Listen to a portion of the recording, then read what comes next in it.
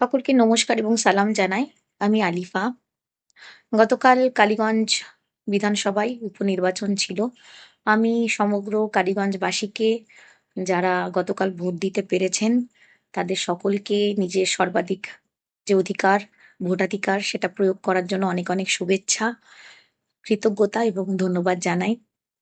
গতকাল একটা কঠিন দিন ছিল। আমরা শুধুমাত্র রাজনৈতিক লড়াইয়ে ছিলাম না, সেই সঙ্গে, সঙ্গে একটা প্রাকৃতিক দুর্যোগপূর্ণ আবহাওয়ার সঙ্গে আমরা সমগ্র কালীগঞ্জবাসী লড়াই করেছি। সেই সঙ্গে, সঙ্গে আমি আমার তৃণমূল কংগ্রেসের সকল নেতৃত্ববৃন্দকে এবং আমার বুথ স্তরের কর্মীদেরকে অনেক ধন্যবাদ জানাতে চাই। আপনারা যেভাবে গতকাল সারাদিন ঝড় বৃষ্টিকে উপেক্ষা করে জলে ভিজে মানুষের পাশে থেকে সহযোগিতা করেছেন, সকলকে ভোটদানের সুযোগ করে দিয়েছেন।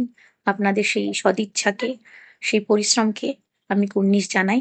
আপনারা ছাড়া কালকে আমরা যে কালীগঞ্জে যে ভোটের পার্সেন্টেজটা হয়েছিল, প্রায় 73% ছাড়িয়ে গেছে, সেটা কোনোদিনও সম্ভব হওয়া সম্ভব হতো না। তাই আরো একবার সকলকে অনেক, অনেক ধন্যবাদ জানাই, কৃতজ্ঞতা জানাই। খুব ভালো থাকুন, সুস্থ থাকুন।